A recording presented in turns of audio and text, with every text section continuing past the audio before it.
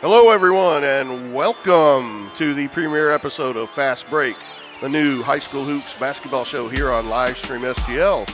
I'm your host, Lee Richardson. You can see I already have a nickname. We're not even a minute into our first show, and they've called me the Professor of Coachonomics. We're going to have some Coachonomics for you later in the show, but before we get into that, first of all, I want to thank our host here. We're at the Oakville Sports Pub, and a really nice location, and we appreciate them letting us come in here today. And before we get into the show completely, I do want to introduce a few other people that we have here with us tonight. And the first one I want to introduce is the guy I think is one of the best play-by-play announcers in Livestream STL history. That's the guy to my left, you're right on your screen, the freak of speak himself, Mr. Scott Latta. Scott, welcome to Fast Break. And Happy New Year. Happy New Year, man. Mm-hmm. So you want to catch him up on what happened on last week's show, Coach? Yeah, I would do that. We can do that next time. We can Okay. do that next time when we have two shows in the books. But, Scott, great to have you here with me. Thank you for joining us. And, of course, you know, maybe last but not least, definitely want to mention the wizard pulling all the levers behind the curtain, the guy whose equipment is smoking, trying to make us look good. Mr. Livestream himself, Ray Halbrook. Hello and welcome to Fast Break. It is a pleasure being here, and we appreciate everybody on the Facebook waves. Like and share tonight's show right away so you don't forget. That way all your friends and your family and your family's dogs and all those folks can check out the new show here, so we appreciate that.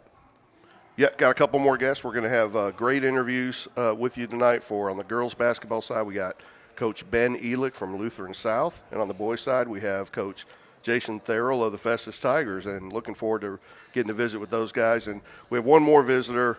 Coach Travis Ford is here. He, off a big win over Richmond today, big conference win at home, and Coach Ford's voice is hoarse from all the yelling he did at the game. Coach, you glad to be here with us? He sure is. So thanks for being with us, Coach Ford, too. So I was pretty excited about that SLU win over Richmond. But anyway, we're going to talk about what we have for you in this premiere episode. And we're going to kind of break this down in the first half of the show. We're going to let the ladies go first. We're going to talk some girls basketball. We got a few different stories and a player of the week to bring you. We're going to put Coach Ben Elick in the hot seat and do our interview. And then about halfway through the show, we're going to go with boys basketball, and got a few stories there, and a player of the week as well. And Coach Tharrell is going to be in our hot seat. And then finally, about the last 10 minutes of the show, we got what we're calling quick hitters. We got recruiting tips. Scott, you got trivia, right? Yeah, and it's a little bit of insanity on a stick. Well, yeah, we'll see what direction it goes. But, we're also going to have our first class in Coachonomics 101 this evening. So, and all credit for that nickname goes to Scott Latta. What is Coachonomics anyway? 5 seconds or less. It is the study of coaching. Okay. Very, very, very concise. Thank you, Scott. So we'll get into Coachonomics 101 later. But with all that being said, we want to get right to what we have for you tonight and talking girls basketball first. So the introduction's out of the way. We're going to settle in and fast break into that. And as we said, ladies first.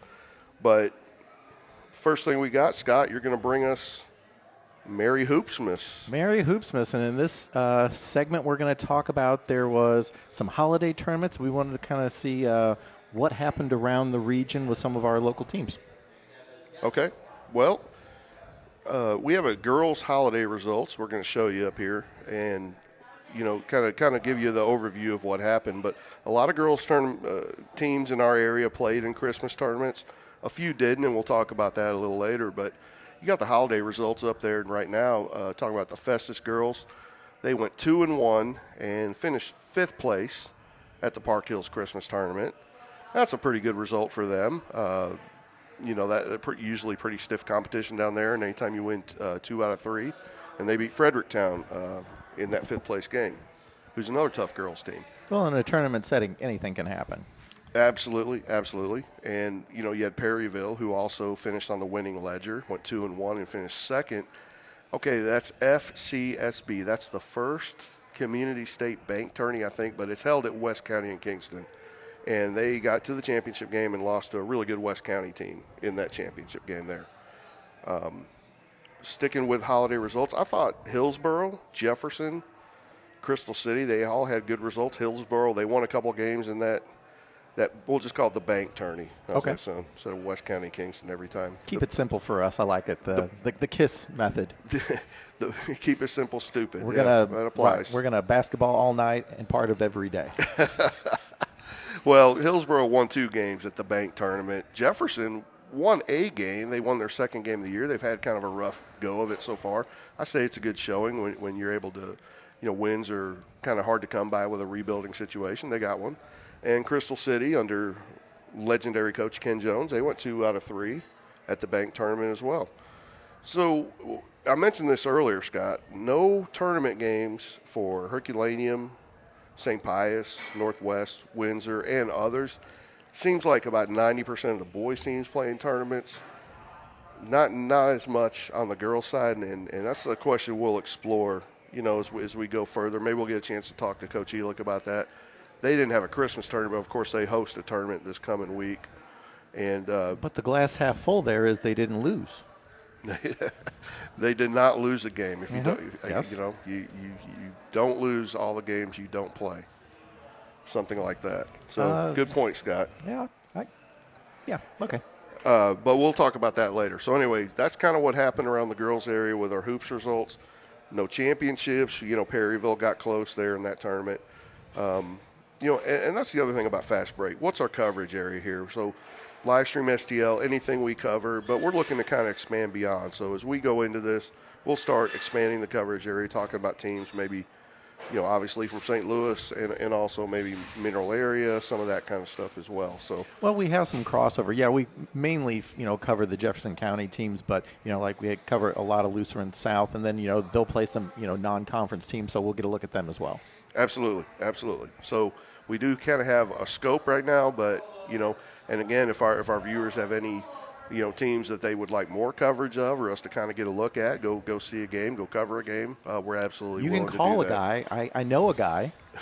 You know a couple guys now, so just get a hold of Ray, and he'll tell us what to do. So anyway, that's what happened over Christmas, and moving on, we're going to talk about the JCA Girls Large Conference. Now that we've gotten through the Christmas tournament season, now we're going to kind of get into conference play and push into the second half of the season. Here's the thing, Scott. It's like, so here's where we have JCA Girls Large. You've got Festus, DeSoto, Perryville, Hillsborough, and Windsor, right? And it just seems like anytime we cover a game, we announce a game, it's just always close. And Ray's got some results from just this season, and we could go back even a couple seasons or longer. And it just seems like it doesn't matter who the favorite is. One team has 8 wins, one team has 2 wins. It just seems like it's always close. And we've called a lot of these games. You've called even more than I have, and I know you're a big girls basketball fan. What are you seeing from that play-by-play seat? Well, it's kind of an easy route to take, but I'm going to take it. We've seen a lot of the coaches from the area make strides with their program, and that's why you can have someone who maybe is in a rebuilding phase or, retooling phase, and, maybe they lost some talent last year, and maybe it just takes them, a couple of, like 3-4 weeks, to kind of get their players on board with what they're doing. And then once they start seeing results, the confidence, and that's a huge thing with any sport. Confidence, breeds success. Yeah, and they're very familiar with each other. There's no question about that. And for us, just as, we're fans of the game. We get to go sit and announce, but we get to watch these games too. And we have our favorites. Yes, yeah, we do. We do. You in particular. We'll talk about that later.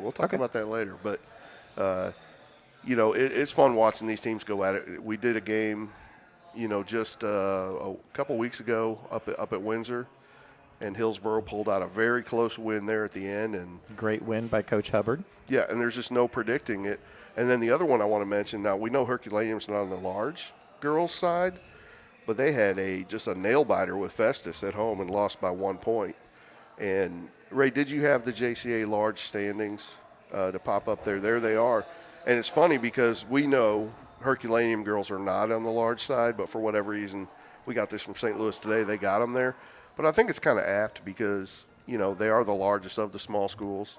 And I think Coach Blair wants to definitely compete at that level, and they clearly do, as that very close nip and tuck loss to Festus shows. Well, they've had several close ball games this year, and as you know, they obviously move on from Paige Fowler. Macy Pilliard area has kind of been ushered in, and it's kind of finding an identity afterwards. Yeah, and we're going to talk more about Herculaneum a little bit later because they're also in that tournament at Lutheran South next week, and hopefully we'll get Coach Blair on here in the very near future to talk about that. But I agree with you, and I don't think we've seen the best from them this season either. But not sure we have any JCA large girls in the coverage this week, which we're going to preview here in a little bit. But when we do soon, I can guarantee you it's going to be a close game and be a fun one to watch. All right, so JCA girls large, and next, we're really excited about this part. Scott, you are going to bring us the first ever fast break player of the week. The player of the week. Oh, look at that. So that's nice. So do we do like a drum roll?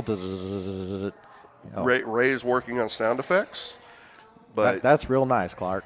So there it is. There is our player of the week, and you can see right there, Madison Nelson from Kingston, and she just averaged 24 points per game. That's a career average. That's career. That's crazy. And then but did you notice the top number? The top number? Well, I was building up to it. Oh, you can't my bad, can't run to the end of the story. 24 career average points per game. This year 31.8 points per game, and that, if you're doing a lot of math over those games, 2,000 career points. Wow. There is not a lot of talent that hits that plateau, so that is remarkable.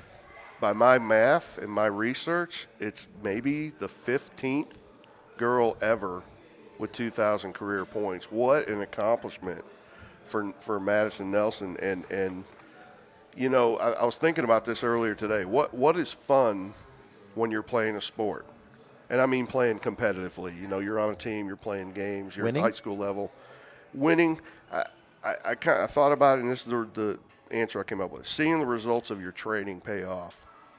And Madison Nelson is a young lady who trains constantly and even in season. And you can see she trains with Jacob Hedgescorth from 2-dribble basketball, and just it'll be after a practice or after a game or the next morning, and she's still training and working hard. 90% of kids, they go to practice and they're tired and they go home, go to bed until the next time they have to come to practice. But she's definitely seeing the results of that training pay off. 2,000 points, though, just an amazing accomplishment. And I hear Matt King told me one time that she is maybe end up third in MAAA history. May end up third in MAAA history in scoring. She's fourth or fifth now. And, again, what we said a minute ago, a little bit outside of her coverage area, but that's such a great accomplishment. Mm-hmm. We had to recognize that. All right. We had some honorable mentions, I believe, as well. Yeah, and I wanted to quickly bring up a few honorable mentions. We mentioned Festus down in the Central Park Hills tournament. Josie Allen, she had 27 points in that fifth-place game. And, of course, we know Josie Allen is was MVP of the league last year, and so she had a great performance down there. Kaylee Hilton of Hillsborough, she had a real nice tournament at the Bank tournament, West County Kingston. But against Cuba, 22 rebounds. 22 rebounds for Kaylee Hilton of Hillsborough. Nice young player there. It's just a sophomore. And Kate Eisenbeis of Crystal City. She had 22 points in their tourney win over Jefferson. She's averaging 16 points and 7 rebounds on the season. Ta-da. 20 seconds. All right. Oh, is that what that was? That's what that was. Okay. First show. We're working it all out here. So nice sound effect. I like the sound effects, but wow. That came out of nowhere. But so are we going to call that the Ben Elick intro? that must is that like his intro music, like WWE? No, that is not it. That must have been, and that buzzer right there means it is time for Ben Elick. So this is the hot seat, Coach Elick. Come on, join us. We got heated seats. Well, it is the right time of the year for it. I hope it does. Welcome, Coach. Yeah, welcome to the show, man. Thanks for having me. First ever. Did you not turn his microphone on? Oh, I forgot to turn the microphone on. Sorry. We're good. Thanks for having me. First show. first guess. Absolutely. So No pressure, right? You're, I don't have you're a trivia to follow. question now. You're a trivia answer. Yeah. Yeah, see this sweat. Yeah, no pressure. No, hey, man, we're glad to have you. And of course, we'll talk about your tournament. You got a big tournament coming up this week. But, just kind of by way of introduction, I know a lot of people that watch us and know you, know a lot of this stuff. But you've been at Lutheran South for over 10 years now, which is hard to believe given your youthful looks. You've 12th won season. 12th season. You've won 3 district titles in your time there? 3 district titles, yeah. Cruising up to almost 200 career wins, and we've gotten a lot of chances to watch you and your team play the last couple of years. Really enjoy your style, and now we get to look at you up close to your tournament a couple times this week. So we're excited to have you here in the hot seat. So first question I'm going to throw at you. Sure. You had a lot of success last year. You won a district championship, But that was a lot of seniors on that team and a lot of talent on that team that's not there. It's basically some of the same faces, but it's a new crew. We know you change every single year. So just basically with the different cast, how are things going so far this year for you? So they're going pretty well. I mean, we were 17-10 last year. We won a district, probably the toughest year of my coaching career. You lose 30 days of practice, 2 games to COVID shutdowns, and having a lot of younger kids on varsity.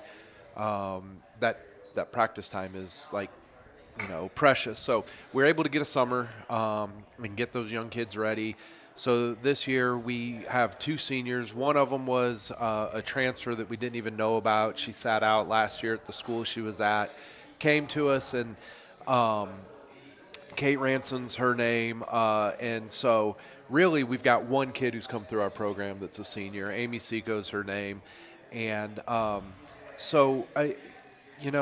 every year you've got the next group of kids that step up. Sometimes you're fortunate, like we're fortunate now. We'll get this group for a 2-year run, kind of with our juniors and our sophomores. Our varsity is made up of 5 sophomores and 3 freshmen, so that leads to a lot of gray hairs. I tell the kids every year, better than no hair. I should start naming each of my gray hairs after every player. Over the time of my career. So we're 4-5. The record's not pretty. We've played. And it's crazy because all of these games, like we're going on the road. We've had 1 home game in our 9 games. We beat Rockwood Summit at home. But we played Borgia at Borgia, had a tie game with about 2 minutes and 30 seconds to go. Our shot selection wasn't great, which with a young team, you get some of that. And we end up losing by 4 to them. We go to MICDS. We go up to North Central Missouri and play St. Joe Benton, who's got everybody back from a Final Four, St. Joe Lafayette, who's a big school up there, North County in the championship of the Herculaneum tournament. That they had us down maybe 8 or 10 at some point in that game. I think you guys called it. We did. And then, we had a chance. We turned it over right at the end, and the kid goes down, makes a layup with no time. And actually, St. Joe Lafayette kind of beat us on the same thing. We turned it over late. They ran a baseline out of bounds. We defended great, pushed the kid out. She's basically 2 steps inside the jump circle, throws up a 3 to beat us by 3 as time expires. So we've lost 2 games on the final shot of the game. And I know those hurt, and North County for sure. We know is a great girls basketball team around here. But that's obviously, that can get you down, but also maybe, they can learn from that, and it kind of leads me into my next question for you. And I'll let you decide how much of this to put on this year's team. But you won a district last year, and can this team get to that same point this year where they at least have a chance at that, or are you kind of not worried about that? Is it just more process this year, and that kind of more of the result, having that great result is more of a next year kind of thing? Where are you at kind of with the team and its development as far as that ultimate big goal result goes? So our kids are taught from the time that they start with us that they want to try to win a district championship. I would be lying to you if I told you no. We don't think we have a chance. We absolutely feel that we have a chance to win a district and get in the state playoffs. I mean, even a few years ago, we were in a district with Whitfield who went to the Final Four. Right. They beat us by 18 in district championship, but that group felt like they had a shot, Yeah. that if they could play well enough and execute. What we're working on is a lot of those little small detail things right now. And so, yeah, the process is big. And we feel like with the young group, if they will trust the process, they'll put in, like we had a great practice today, great practice. And we told them at the beginning of practice, we need to have a really good practice going into this tournament. And they locked in, they were focused, and they did that. So I think our kids are skilled enough, they're smart enough, they believe in each other enough, and they believe in the coaching staff and what we kind of map out for them that they believe every year going into that district tournament that we've got a shot to win it. So Beautiful. And real quick, Scott has a question for you, but I wanted to touch on one thing just real quick. What about COVID adjustments? Because I stopped coaching 2 years ago. I haven't had to deal with any of this, and I can't even imagine, the pressure and the challenges that this adds to the coaches, and obviously the players too. But I mean, I'm talking not just physically and missing practice and things like that, but mentally as well. What are just a couple things maybe that you've tried to do or emphasize to kind of help your team, help your kids with that? So last year we just got basketball. So. And for our program, that team building, those things that you do outside of basketball are probably just as much as important as what you do on the court. Mm-hmm. And then they give us a better product on the court. So, like, even getting to go up to Trenton this year, we stayed in Chillicothe. We went up a day early. We served at a thrift store, and we were together, and we could just get away and just, the semester's over. You're just focused on team building and then playing, and the basketball becomes secondary and something like that. So, like, last year we didn't get that. So we knew going into this year that getting those types of things back was going to be important. Yep. And important to the development of our kids, to their mental health, to not just grinding on them over basketball over the course of 6 months, or 5 months or what it is. So, and honestly, we had a throwback. I called it a throwback couple of weeks because we got hit hard by the flu in early December, and we had some kids test positive for flu B, and so they missed time, and so of course, we're all on pins and needles. Is it COVID? Are we going to get shut down? What is it going to look like? And everybody tested negative for COVID, but hey, the flu was still around. So you're always kind of trying to manage through that. We had an injury, and so and now we've got a couple of other injuries. So, like, keeping those kids around and engaged, and it's all it's all kind of part of that process, and it's all those things that people just show up and watch us play for 32 minutes on a given night. Don't see those things that go into building that chemistry in the team and the culture of what you're trying to do. Absolutely. Yep. Scott? All right, Coach, you kind of alluded to the tournament upcoming here. Is there what is it looking like, as far as like your potential matchups, and what are you kind of looking to accomplish, inside that tournament? So we always want to get 2 wins. I mean, that's kind of, you want to try to get 2 wins, whether you go left or right out of the bracket, or if you lose in the semis, you want to win the third place game. If you can get 2 wins, the first 2 wins, then you get to play for a bonus win, right? So our matchup, our tournament is we don't really seed it traditionally, but like looking at tournaments this year, you've seen like, take Viz for example. Eureka's the 10 seed and they finished 5th. And I think it's kind of hard to gauge where teams are. But what we've done in the past is I've sat down with my athletic director. We've looked at who's played who's going to play whom, and then, all right, is there an obvious number one? And then we kind of get our matchup set. So we're on the side of the bracket. It's us versus Jennings. I know that Jennings is going to be well prepared. They're going to play hard. The girl that took over, I say girl, the lady that took over there, she played for me and then played at UMSL.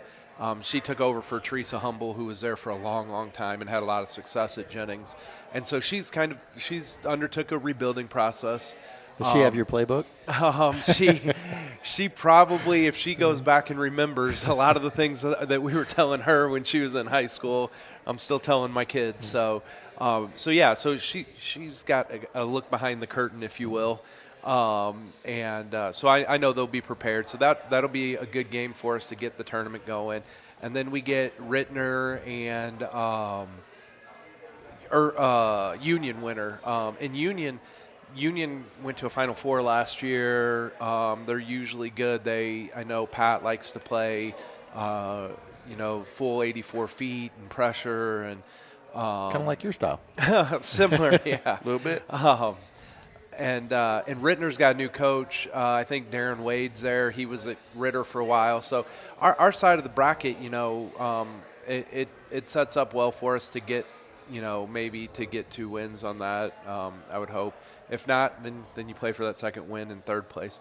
The other side of the bracket, Fort Zumwalt West is really, really good. They play Parkway Central, who I'm not sure if Parkway Central has won a game yet. And then probably the most, just on paper, looking at the closest matchup, is Herky Washington, which would be your traditional 4-5. That's a coin flip game. I wanted to specifically ask you about that one, not to put you too much on the spot and pick a winner or anything like that. But a lot of people that watch our coverage are Herculaneum Black Cat fans, and who's that? Mr. Livestream included. Proud Herky grad there, but Coach Blair and what they're kind of looking at with Washington, big school. I don't know too much else about their girls team, but as you say, if it's going to be a close matchup, sounds like they're a pretty legit program as well. Well, I can give you a number, and it's 600, and that's the number of wins that their coach has. So you don't win 600 games by accident. Doug Light, I have a huge amount of respect for him. Elias, formerly of Elias. He was at Elias. He was at Borgia. He was at Union, right? He's kind of that Franklin County legend. Coach Light just does a great job. And he took over a rebuilding process. And, now some of those kids are starting to transition through. And I think, they're going to be good.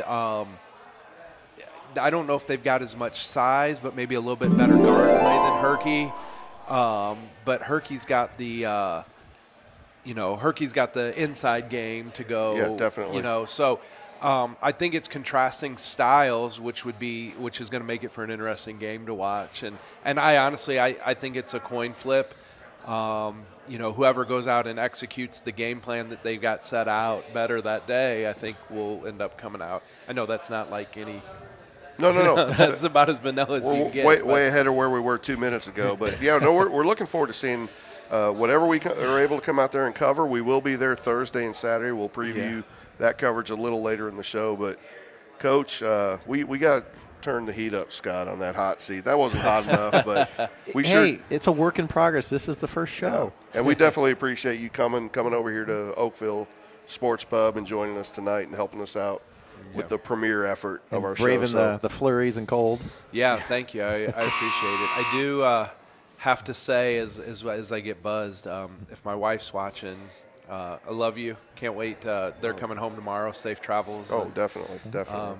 Her and my kids are probably our biggest fans, and without their support, I wouldn't be half of what I am now. So nobody puts in more effort or cares more than the coach's wife. Yeah, absolutely. And they deal with a lot, and God bless them. But you too, Coach Elick, thank you for being here, and great job in the first interview. We're going to a break, Ray. Going to the break? That break music. There's the break music. Scott, I think you should dance on the way out. Welcome to Sprockets, right? There you go. This is the time on Sprockets when we dance. This is the part where we dance. You're watching Fast Break. We'll be right back.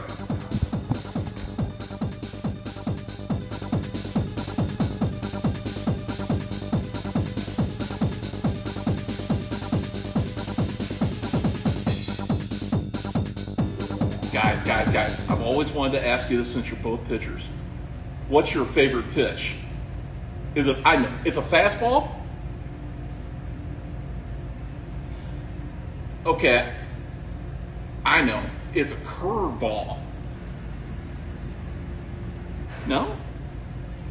Okay, well, what's your favorite pitch? Oh, yeah. Spitball. The Main Street Sports Show. You never know what we're going to throw at you.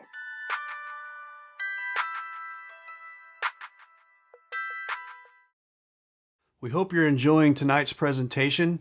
Take advantage of the HD experience here with Livestream STL by going to the TKDS Sports Network app. Download the app and subscribe by going to videos.tkdssports.com.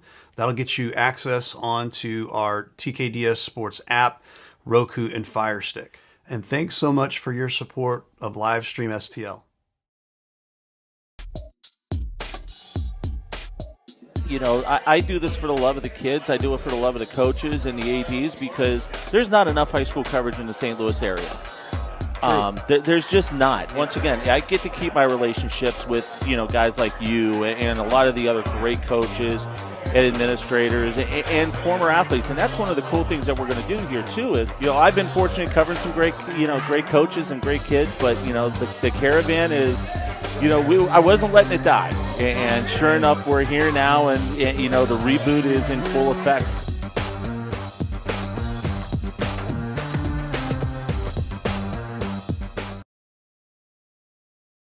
This live stream SDL has been a huge asset for Jefferson County sports, in my opinion. I mean, getting these athletes the camaraderie that they're out there and people can see them. I mean, to be honest with you, I got a call from a coach yesterday about one of my athletes that said that they saw some of her games on live stream SDL. Awesome. So, I mean, that right there instilled to me that this is important. You know, this is important for those kids. And so, you know, I think it's great, and I wish you guys the best. You know, and if you're out there and you want to sponsor, this is a great opportunity for you know, kids to support kids of our local kids and get them support and get them acknowledgement out there, because we have a lot of great athletes in this county.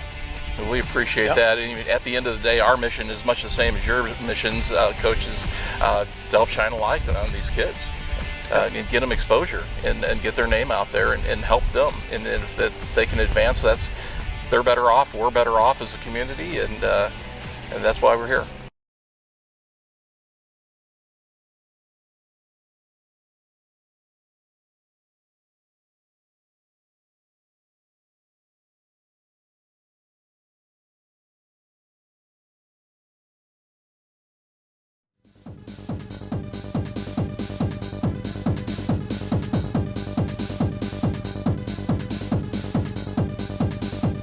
Testing. We are back on Fast Break with your host, myself, Lee Richardson, and Scott Latta, Ray Halbrook. We just got done talking to Ben Elick, kind of wrapping up our girls basketball coverage, and now we're going to shift over to the boys basketball side of things. Scott, Lee, take it away.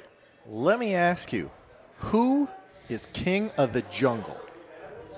Is this a trick question? The Lion.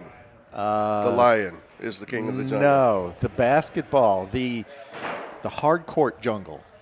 The hard court jungle. Yeah. Are we talking the live stream STL coverage area? I believe we are. Okay. Well, if that's that's global, because we get people in Australia who watch the show. Just saying. This is true. But just for kind of our broad coverage area, who is the king of the boys basketball jungle right now? I'm going to say, at this moment, there it is on your screen, the Festus Tigers. Ooh, good choice. That's what I think. Now, here's a few things. And, of course, as we mentioned earlier, we're lucky to have Coach Tharrell of Festus with us tonight. But start of the year, they're off to a pretty good start. They've gone 8-3 so far. They had a really nice run at the Park Hills Christmas tournament last week, made it to the championship game against a defending state champion in South Iron, and played them really close up until the very end. And, I like the job that Coach Tharrell is doing. As an outsider, and again, we get to talk to him in a minute, I see things kind of coming together for them in kind of a organized fashion. They've just been process, and it's leading them, and they're having a great year so far. And they got a couple of exciting talents that they feature. Well, who do you like on Festus?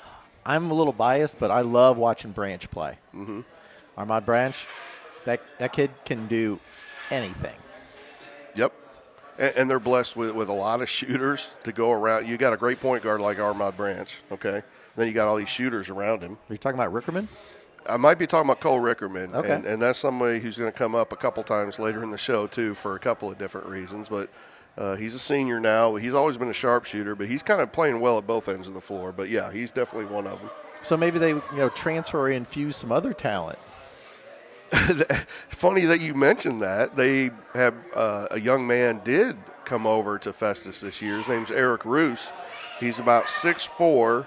Wow. He's got, about 5 layers of muscle. And he really played tough over there at Park Hill. So he's been a nice addition inside to kind of go with all that perimeter talent. And also, another guy I want to mention is return of Demario Anderson, who was out all of last season with an injury. And looks like he's still kind of playing his way back into shape. I saw him hit some tough buckets down there at Park Hill. So for my money, and my 2 cents, I guess, it's Festus right now. Now, another cat that's not a lion, Jaguars. We got the Suckman Jaguars in our area. Sounds a little non-conference-y, but okay. Well, but we saw them at the Raleigh Duke Herbert tournament, remember? We did. They were quite impressive. Beating Herculaneum, who had made a nice run of their own in the championship game, but really had a fantastic effort that night. They won 7 or 8 games already. And when we get into our own boys, Mary Hoopsmas, we'll talk more about them. But I got to say right now, local king of the jungle, boys side, the Tiger, the Festus Tiger. Okay, well, so without further ado, should we bring in Coach Tharrell, or should we wait just a second? No, we're going to do our tourney results. Okay, well, let's do our tourney results first. We'll get him in a minute. Okay. We'll let him finish his dinner. All right, so what happened around, you talked about, a lot of teams for the girls were off, but, quite a few of the boys teams did play. So how did they fare? Yeah, and Ray's brought up some boys' holiday results. You see Festus, of course, we talked about that. Now, that's a 16-team tournament, so you had to win 3 games to even get to the championship game. So they go 3-1 there, and like I said, there's no shame in losing a close game to South Iron. It was a close game, too.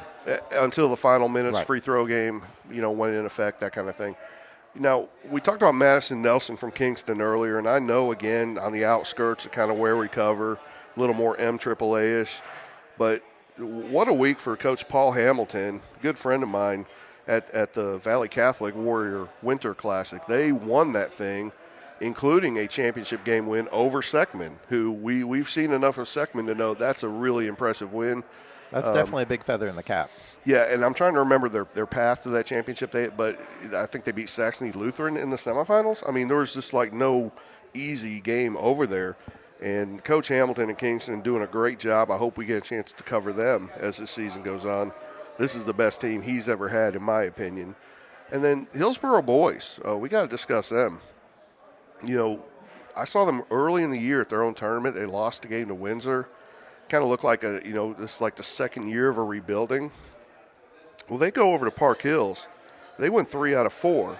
They lost their second game just barely to Park Hills Central, who was the 2 seed over there. And then they win the last 2 in pretty convincing fashion. And Hillsborough finishes 5th, winning 3 out of 4. And Coach Dan Johnson, he's got a couple of guys in Holland and the point guard, Phipps, and some other pieces. And his zone, we know he's legendary for his zone defense. I don't think I'm giving any kind of, coaching insider information away here. His zone defense is, stickier than a Costa Rican jungle. He's got them guys playing like that. I like that. And so Hillsborough finishing 5th. 5th place. You didn't win. If you're not first, you're last. I know you like the Ricky Bobby references. But that's a great result at Park Hill. So hey, you win 3 ball games in a tournament. That's a great showing. Absolutely. Ben just said if we win 2 out of 3, other than districts, if you need to win 3, you want to win 3. But 2 out of 3, most coaches will take that most times. Ray, do you still have those results for the holiday results on the boys? Wanted to talk about a couple other teams. Just off the top of my head, there it is. I put good showings from Jefferson, Herky, St. Pius X, and Jefferson and Herculaneum played down at Park Hills, and they just won 1 game down there, but, certainly better than going down there and going 0-2 or something like that. But that was really good to see, kind of teams from our area go down and play well against MAAA opponents. In Herculaneum's case, they actually beat another JCA large school in DeSoto to get their victory down there. Jefferson beat Arcadia Valley. And in Crystal City, they didn't win a game at Park Hills, but they were competitive in both of the games that they played, including opening round against Festus. And finally, the other team I want to talk about was St. Pius, who we will get to see tomorrow night playing at home. And I'm really looking forward to that. Haven't got to see their varsity play yet this year. And they went out to Rolla and played in a tournament with a bunch of big schools. And they only won one game out there. They beat a Class 6 school and played 2 very competitive games against 2 other very big schools. So St. Pius, I think our area is kind of representing ourselves pretty well right now. Yep.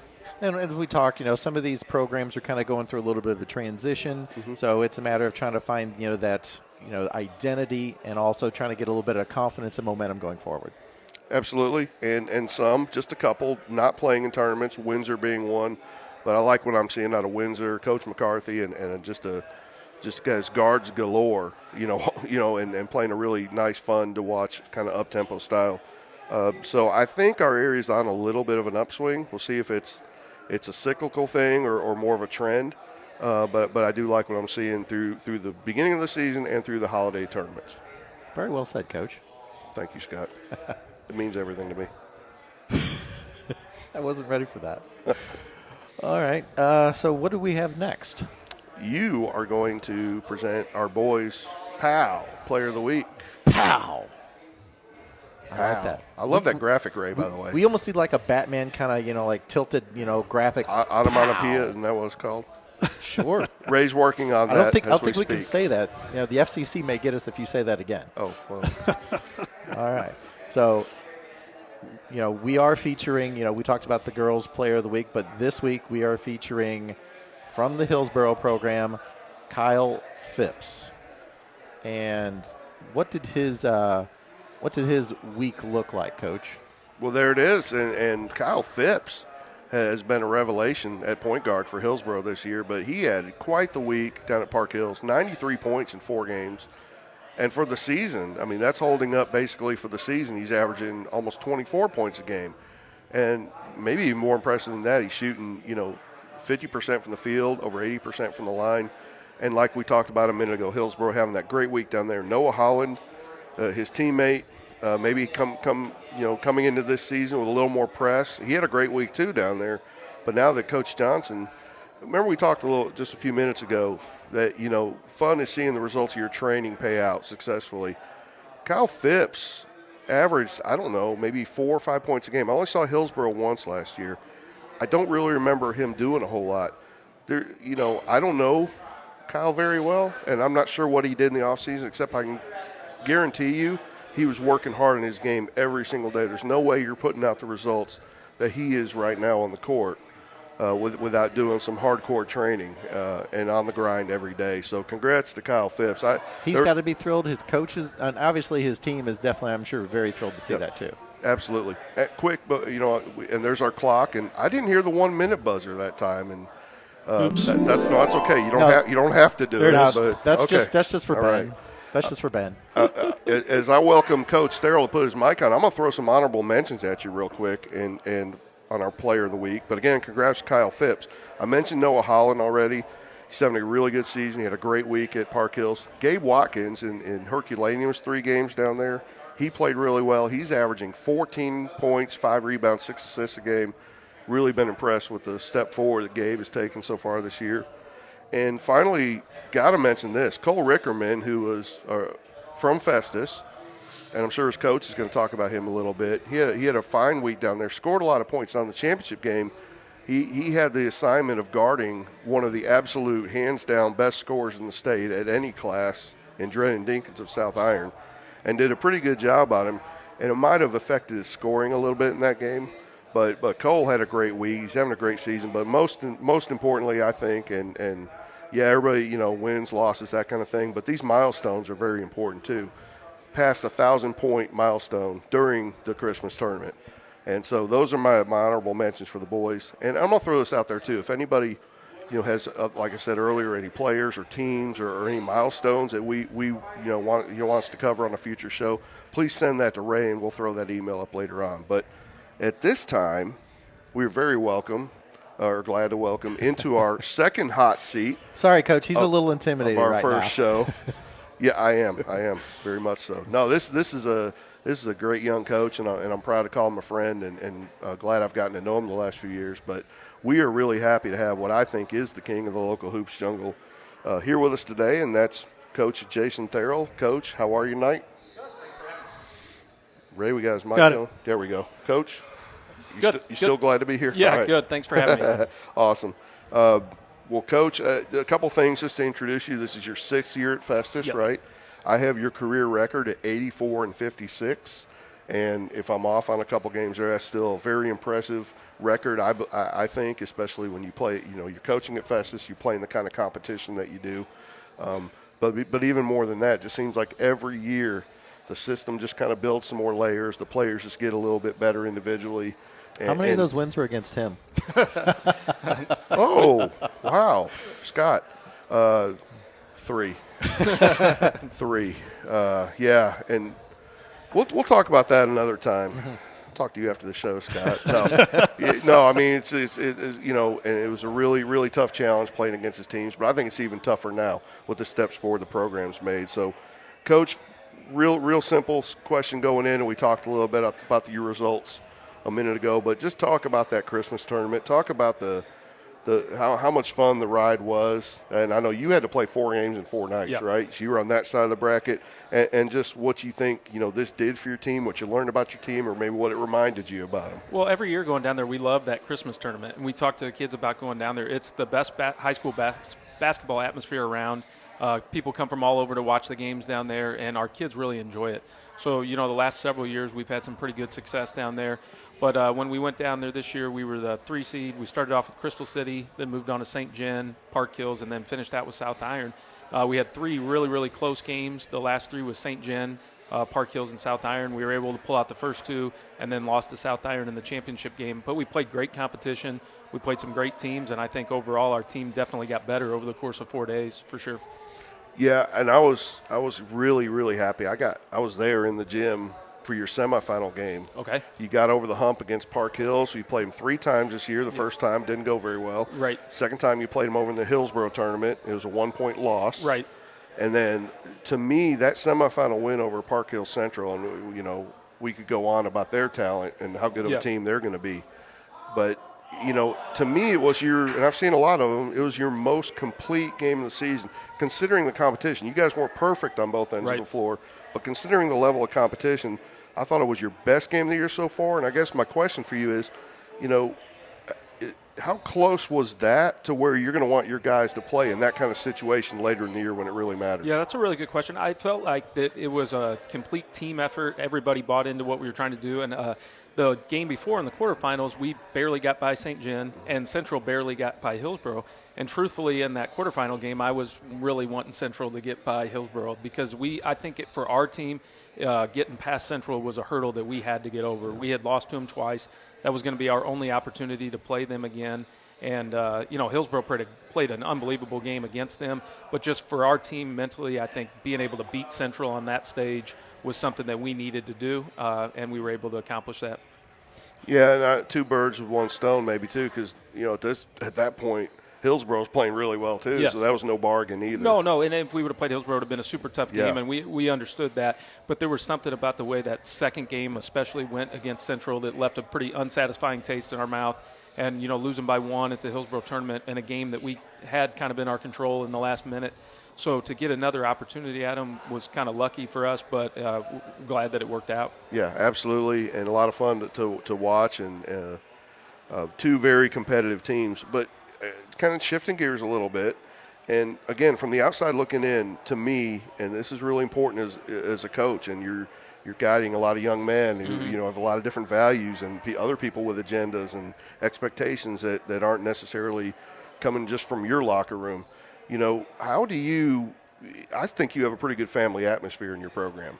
Appreciate that. But yeah, absolutely. But what do you do to set your team's values and expectations? And, with those distractions, are there like daily things that you try to do to keep that family atmosphere and keep things at that level? I appreciate the question because when we came into this year, I think expectations were pretty high because we're coming off a pretty good season last year and we returned a lot of kids.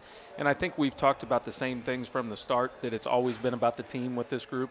Even when we weren't at the level that we're at now, we made it about the team, and the kids have really bought into that. I'm pretty lucky to coach the kids that I have. If you ask them that question, they would say that it's about the team also. I don't think there's anybody on our roster that's worried more about themselves than they're worried about the Festus Tigers, and that's a pretty cool position to be in as a coach. If you watch us play the last couple of years, it's a different guy a lot of times that steps up and does things for us, and our kids embrace that, and they're happy for each other when that happens, and it's just that's how we keep that going. We're constantly talking about that, constantly talking about what we need to do as a team, and we don't emphasize the individual stuff very much. Good deal. Scott? All right, Coach. Thanks for being on the show with us today. As we roll into the new year here, what do you got coming up on the schedule as far as that you're looking forward to, or what early challenges do you see? Right. So this week we start back up. We go to DeSoto on Tuesday, and then we go and we play at home against Suckman on Friday, which we've already played Suckman at the Hillsborough tournament, and I heard you guys talking about them earlier. A very good team. I think they've already won 9 games or so. So those will be our first 2 games coming out of break, and then following that we have St. Clair and Hillsborough, which we also talked about Hillsborough. It's going to be quite a challenge as well. So we get some tough games coming up in the next 2 weeks. Wow. Definitely got your work cut out for you, Coach. Yeah, and with that in mind, so obviously now is this the halfway point of the season to you? We're close. So we played 11 games. We got 26 on our schedule, so we're getting real close. After this week, we'll be at our halfway point. But in terms of like team management, is this kind of like a natural break for you to kind of reset some things, maybe add some wrinkles, that kind of thing? Yeah, I think so too, because I like to try to evaluate where you're at after about that 10-game mark. Where you statistically, where some guys sit, where we sit as a team, what things we can improve on, and what, and I think right now you kind of look at after how we did in the tournament and how we're going to attack the second half of the season. Yeah, and so now sitting where I sit now, I can afford to project and think about things. But even as a coach, I know it felt good to think about a team that might be able to get to 20 wins. Mm-hmm. And I don't think you've been there yet. I think you won 19 last year. Correct. Is that right? Yep. And I mean, I'm adding the games up on your schedule, and I see that you can definitely get to 20 wins and maybe beyond. Now, I'm not really going to ask you how much that matters to you or how much you think about that, but kind of what that would mean for your program, because for whatever reason, that's just kind of a big milestone. Right. And then beyond that, the most important thing, what's your district outlook for district play? And just perusing it the other day, it looked pretty tough. So if we were able to get to 20, I do think that is a nice accomplishment for us. It's been a while since the Festus team has got to 20. So I can't really say how much that exactly means, but I do think it is a good thing when a high school team can get to 21 wins. It's a big deal. But our district this year, Class 5 and 6, went to the 8-team format. So we had several teams added into that, Sykeston and Cape Central being the 2 most prominent that were added. Wow. So if you look at our district, you're talking about Sykeston, Cape Central, North County, Farmington, Hillsborough, Festus, Windsor, and DeSoto. So obviously that brings a lot of competition to the table, a lot of good teams, a lot of good players. So right now I don't know where we stand in that group of teams, but we'll find out here shortly. So just in general, what do you we're talking, could be turnover percentage, and I loved using Huddle and kind of getting a lot of that analytical stuff, turnover percent, rebounding percent. What are some big picture areas you guys got to get, better in between now and the end of the season, shooting percentage, whatever it may be, that will help you accomplish that, where you can be most competitive at district time? Well, I agree with you. I like looking at that stuff and figuring out where we stand, too. And right now I think that we are a very good defensive team, and I think we're in the right spot a lot. We move our feet well. We keep people off the free throw line well. But we're not as good as a rebounding team as I was hoping we would be to this point.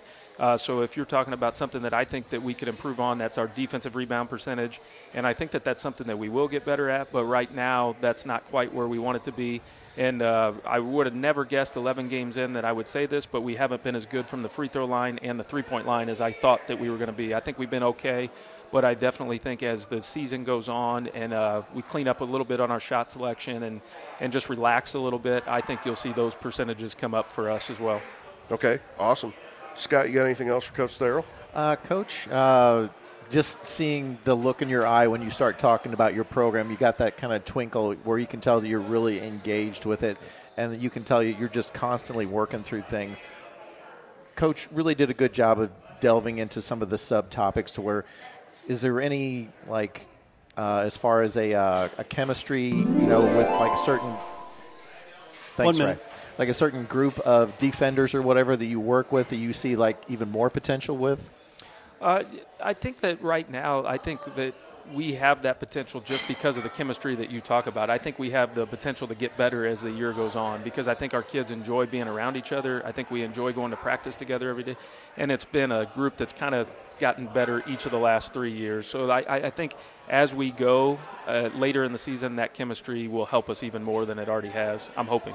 As the intensity of the game starts getting bigger and bigger. I mean, I feel like these kids have put in as much time as a coach could ask them to do. You know, they've done everything I've asked them to do in the off season. They're in weightlifting class every day.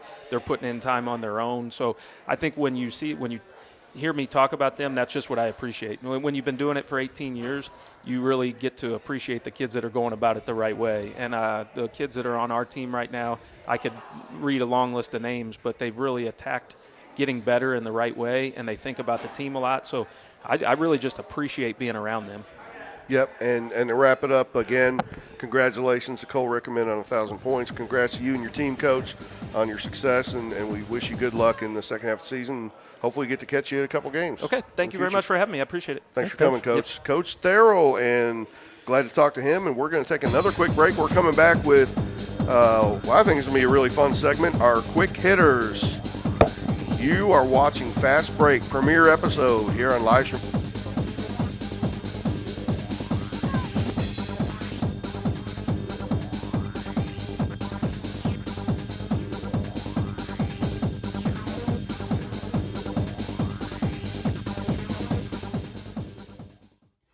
Value. Let's talk about value right now. We here at Livestream STL believe that value is key to keeping our community at a high level. Do us a huge favor today.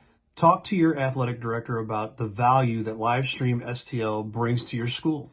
Talk to your superintendents as well. Let them know that you want Livestream STL in your schools because we bring high levels of value back to your kids. Thanks again for watching the broadcast.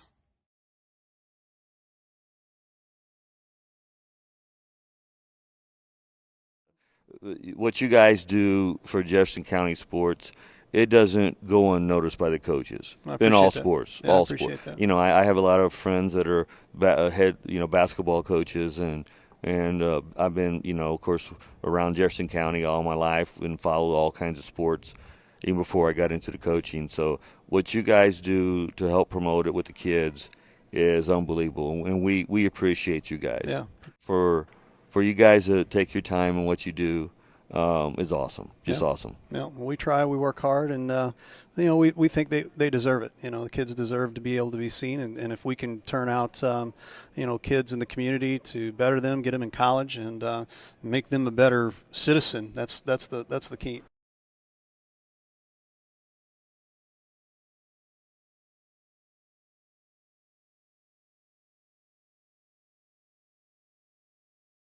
We hope you're enjoying tonight's presentation.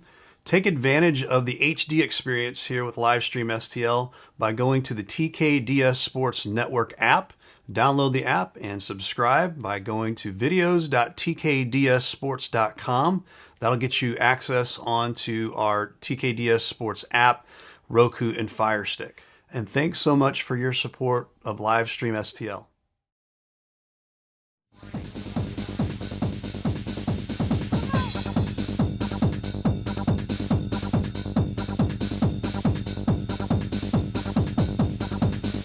Okay, we are back on Fast Break. This is our last part of the show. It's going to just be about 10 minutes of what we're going to call quick hitters. Are we doing like sprints? We like wind sprints?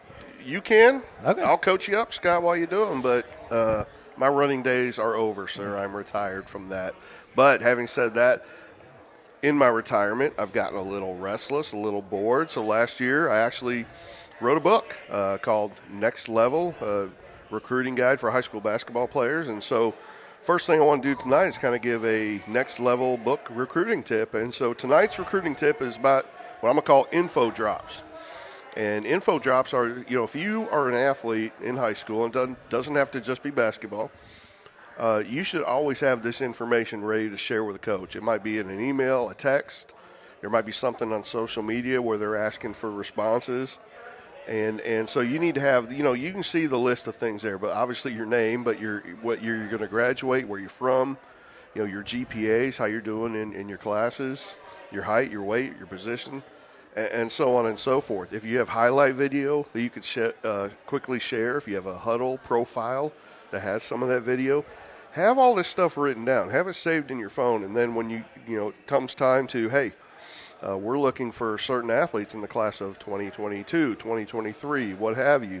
And recruiting's just gotten even more competitive with a lot of the transfer rules in college. So be ready to share the stuff at a moment's notice. Have your info drops ready to go. And that is the recruiting tip of the week. Wow, that was pretty cool, Coach. Yeah. What's next, Scott? All right, so in this last segment, we can do whatever we want, but right now we're going to do a little trivia.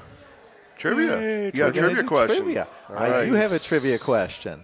So, Ray, you want to put that up for us? There it is. All right. So, our trivia question, which boys basketball player from Jefferson County is 4th all-time in career points in Missouri high school history? Ooh, that's a good one. So, which Jeffco boys player is 4th all-time in career points in Missouri high school history? And the answer will be revealed later in the show. Okay. Oh, what a tease. What a tease. Well, that'll give us a few minutes to think about that, but I have a guess. Hey, Coach, this just in. Nice. Courtside basketball, or the typo as we call Cooter it. side. Oh, my goodness. The typo as we call it. Scott, you're never going to let that one go, are you? I'm never going to let that go. All right. You're not supposed to reveal mistakes. You're not supposed Wait a to minute. do that. This is the guy. We shot a commercial the other day, and I was showing off my trick shot where I bounced it off the court, off the backboard, in the basket. At the end of the commercial, he sneaks in the one where I banged it off the rim. And so, yeah. We made it a blooper. It worked. It's like the old Mr. Perfect promos back in the day, making a hole-in-one, shooting a basketball. Yeah. Coach never misses. Well, 1 out of 2, and that's my story, and I'm sticking to it. But, all right, so now, earlier, Scott, Mr. The Freak of Speak, he gave me the nickname, the professor of Coachonomics. Coachonomics, and we battled with the spelling of that, but I think we got it now. But, class, welcome to Coachonomics 101. This is your first class. Scott, did you read the syllabus? I did, and I had a question. Yeah, right. Okay, go ahead. What is Mikan 25? Well, I'm glad you asked. Because Coachonomics 101, what we're going to do, just present maybe a little bit of a training tip for players, or maybe something that maybe helps some coaches. But the Mikan drill, it's all about the Mikan drill. And it goes back to George Mikan. He was one of the early, like 70 years ago, one of the early best, Hall of Fame type big men in the NBA. And he would do this drill. It's a footwork, timing, and focus and finishing drill around the rim to become better at making layups. Quick story on this. Shaquille O'Neal, he got to LSU as a freshman. He was Shaq-tastic. Shaq, well, he wasn't very Shaq-tastic. He was a very raw athlete at that time. He credits the Mikan drill, Coach Dale Brown, making him do the Mikan drill, as helping him become really good finishing around the rim at that point in time. So much so that when George Mikan himself died some years later, he paid all the expenses for his funeral. Wow. That's how much George Mikan meant to Shaq. Wow. And so this is just, like I said, a great drill. And so the other day I had Drew Richardson actually came and demonstrated this for us, and we got a video of this. And what I want to take you through is what the Mikan 25 is. And we're starting the drill already. So here's just the regular Mikan drill, a normal overhand layup, and you just shoot 1, 2, catch, and go the other side. Now, after you make 5 of those, you're going to go to an underhand layup.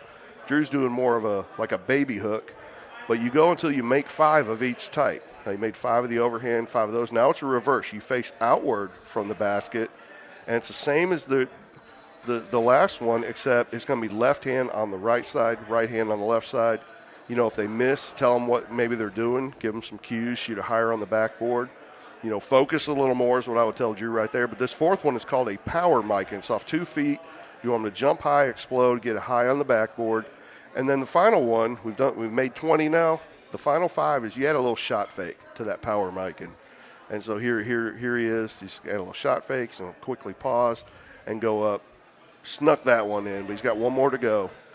And there it is, Mike and 25. And so what I would say is for, a lot of times players that come in the gym, they start throwing three-pointers up, Come in the gym, get loose, do some ball handling, and make some shots around the goal if you're a coach. And I know some coaches in our area who do the mic and drill in their pre-practice routines. This is a great thing you could have your players do as pre-practice. You can call it mic and 50. I like the reverse one. I've never seen that before. Yeah, absolutely. And it takes some practice, and kids who've never done a mic and drill get a little frustrated in the beginning with the footwork and kind of the timing and the balance of all of it. But once they get it, they will become much better finishing layups around the rim. And even shooting is down a little bit this year, and I think we probably have COVID and, some being out of the gym some for that. But, layups, we've seen some missed layups too. It's a great way. Again, you can do mic and 100 if you wanted to.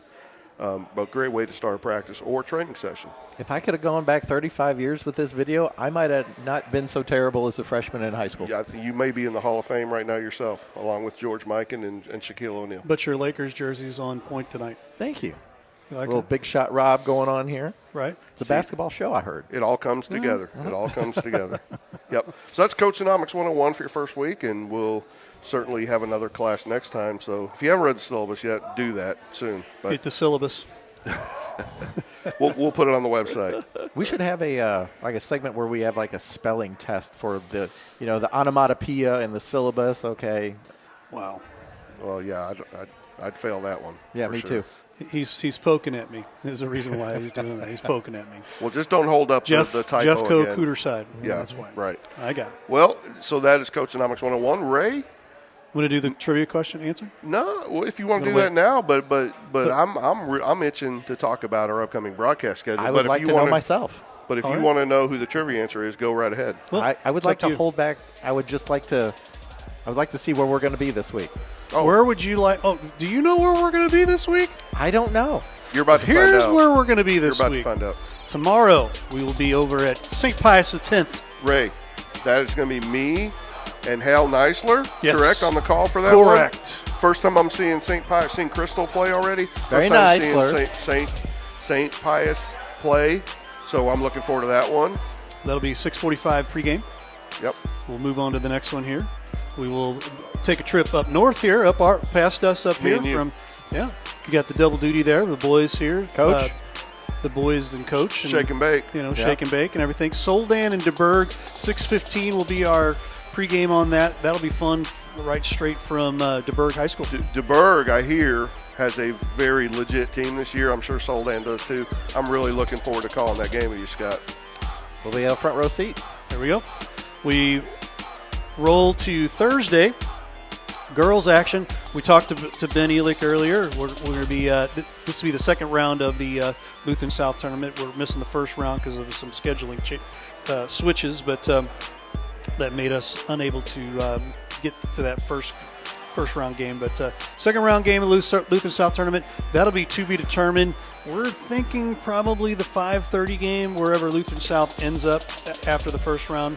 But that would be a 5:15 start. So if you're a Lutheran South fan, that's where we will be. For that particular thing, got anything to say about that? I think I'm going to be there for that too, and I'm looking forward to seeing. Do we know who's accompanying him? Jeff Whitener. There you go. I believe Whitener so. Lightning. Can't wait to see Jeff again. Yep. There we go.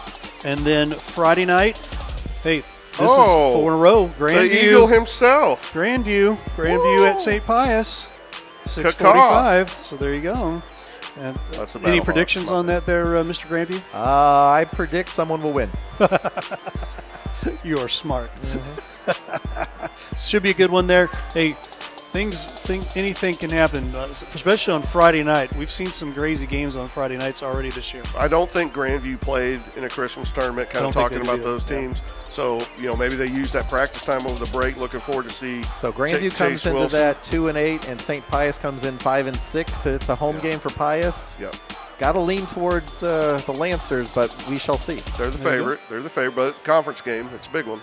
And then very rarely do we ever have games on the weekend, but we do this Saturday coming. This will be it could be the third place game or the championship game or consolation game, depends on where Lutheran South's at for that particular one. So stay tuned to our Facebook page. We usually update all of our schedules on the very top posts we kind of pinned that post up there for all of our games. So and if you haven't checked it out or liked and shared us on Facebook, Twitter, YouTube, Twitch, all the different places, or checked out our live stream stl.tkdssports.com website. Did you see that nice segue? Check it out. There's subscribe there. You can get plenty of things for our newsletters. We send out newsletters from time to time.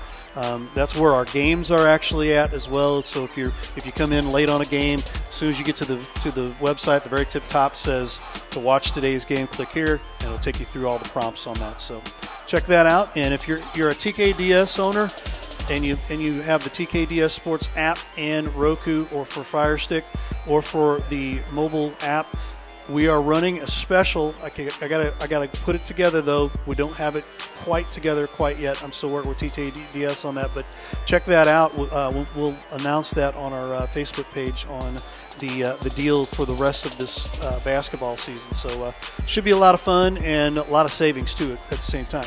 So there. Well, finally, if you're interested in sponsoring with us, we are looking for a sponsor right here for this particular show. Fast Break Show. If you like what we're doing and you're a sponsor, we're looking for a main sponsor. We're maybe even taking a look at the folks here. By the way, we want to say thanks so much to the Oakville Sports Pub for being with us and having us here. And they've been awesome. Got great food. We've already had a little dinner and some trashed wings. Were delicious. Some trashed wings. I had the pub's chicken sandwich, and Lee's about to eat some dinner, I think. He was too nervous. He was, digesting some butterflies earlier. I understand. Absolutely. So there you go. So sponsor with us. Give us a call, 314-852-4398, or email us at livestreamstl@outlook.com. Our next show is January 16th in 2 weeks. Hopefully right here again. More than likely, we'll take a look at it and see what happens. 7 p.m. We'll have brand new players of the week, brand new coaches, more trivia, players, more trivia. Speaking of trivia, we've got to go with the question here, and here's the question again. Read it to us, Mr. Scott. All right. Which Jeffco Boys player is 4th all-time in career points in Missouri high school history? So going back a little ways on this, the answer is the Senator. Bill Bradley from Crystal City, a Hornet with 3,068 points from 1958 to 1961. And now, granted, no three-point line back then either, so those were legit 2-point. Or earned 3-point plays. A lot, yeah, exactly. So he had to do that a little harder than the boys and girls do today. 4th all-time on the boys' side. How about that? Congratulations, Bill Bradley. Yep, we'll have more trivia in a couple weeks, but yeah, like Ray said, thank you to everybody. Thank you, Scott. Thank you, Ray, Mr. Livestream, for bringing this. Thank you to our guests, Ben Elick, Jason Tharrell, Oakville Sports Pub, and we've had a great time. And hopefully we'll just make it better each time. 2 weeks from now, bring you a lot more content, boys and girls side. Looking forward to a big broadcast week. Scott, what you got?